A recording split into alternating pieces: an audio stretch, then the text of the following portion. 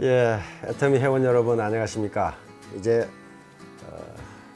무더운 여름이 다 가고 결실의 계절 가을이 왔습니다. 추역은 어떻게 시작하느냐 하면은 원형이청이라는 네 글자로 시작합니다. 원은 봄이면서 또 봄에 씨앗을 뿌리는 것을 말하고, 형은 여름이면서 여름에 작물이 무럭무럭 자라는 것을 의미합니다. 이는 가을에 이제 수확을 한다는 걸 의미합니다. 결실의 계절이죠. 그리고 정은 겨울이 되면 굳게 갈무리해서 내년에 다시 씨앗을 뿌린다, 그런 얘기입니다. 이제 결실의 계절 가을이 왔습니다. 회원 여러분들의 사업도 이 가을을 통해 큰 결실을 이루시기를 바랍니다. 오늘 여러분들에게 제가 말씀드리려고 하는 것은 애터미 사업의 성공 조건과 관련해서 사운을 설명드리려고 합니다. 애터미 사업의 성공 조건은 한마디로 말하면 흡인력입니다. 흡인력이란 사람의 마음을 끌어당기는 힘이에요. 사람의 마음을 끌어당기는 힘. 그래서 그것을 세 가지 구호로 나타내면 오게 하라, 머무르게 하라, 다시 오게 하라. 이게 흡인력이에요. 강제로 끌어오는 것이 아니고 오게 하라, 왔으면 금방 가는 게 아니고 머무르게 하라, 그리고 다시 오게 하라. 다시 오려면 비전을 봐야 되겠죠.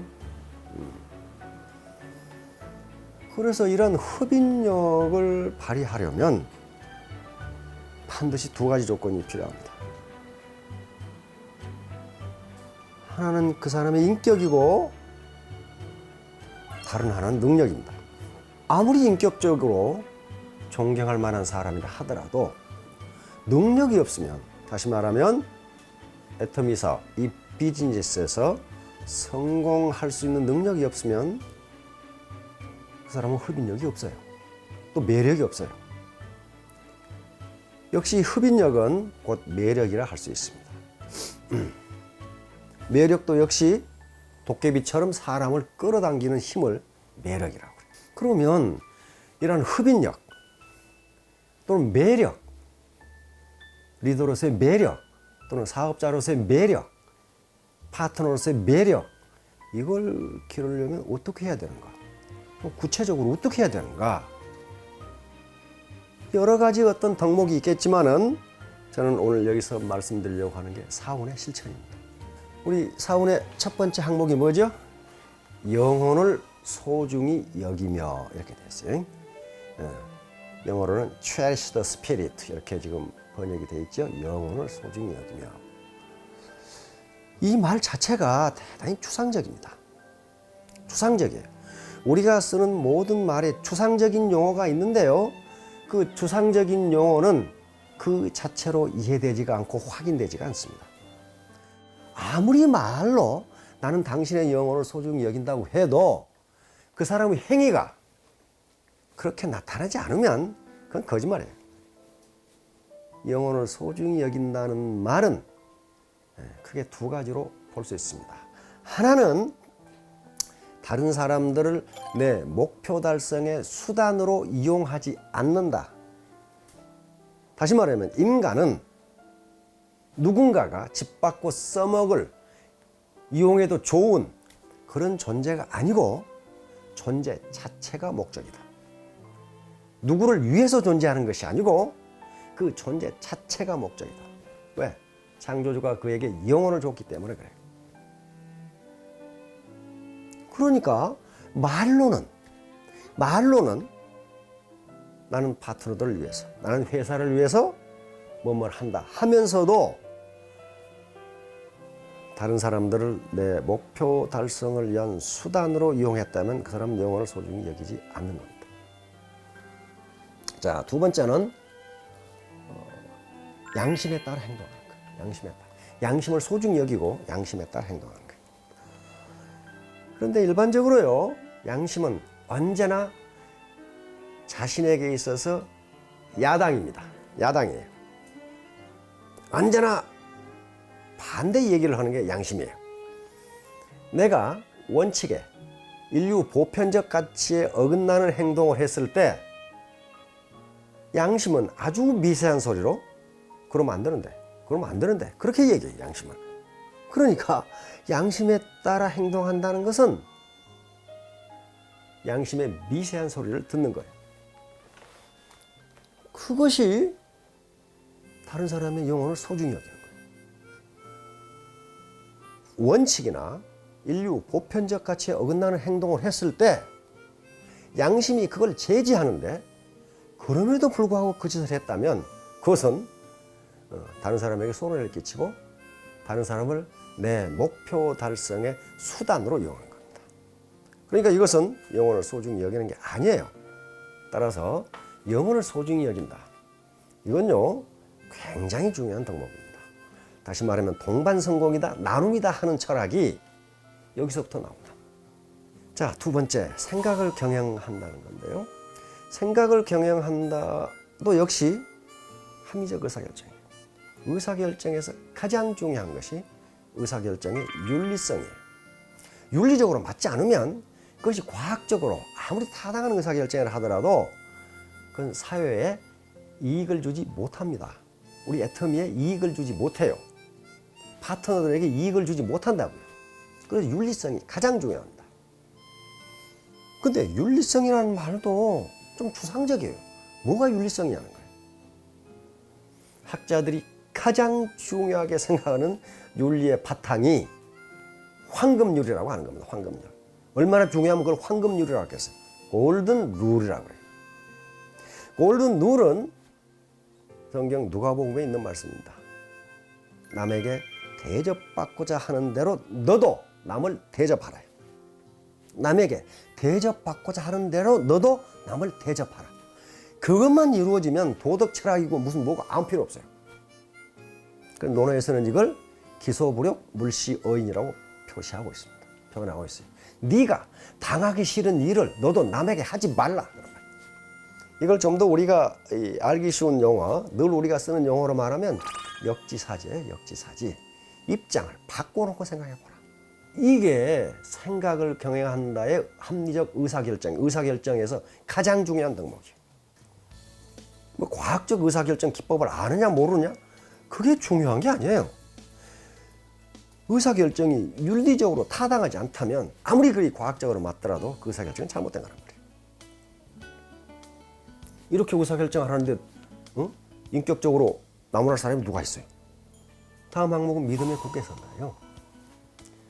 믿음에 굳게 선다는 말은 자기가 설정한 목표를 반드시 달성하겠다 또는 달성될 것이라는 신념을 갖는 거예요. 반드시 달성하겠다.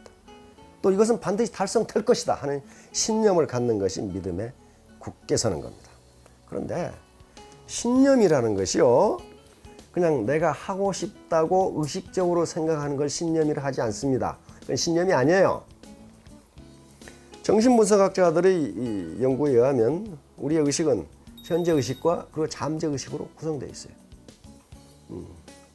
지금부터 프로이트는 그걸 무의식이라고 했는데 지금 통상 잠재 의식이라고 이야기합니다. 그런데 내가 입으로는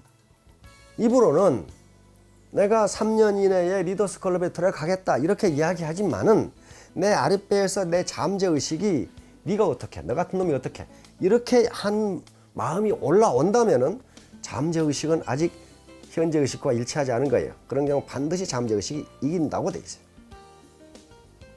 그래서 신념은 내 현재 의식이 잠재 의식과 일치할 때, 그때 그걸 우리는 신념이라고 합니다.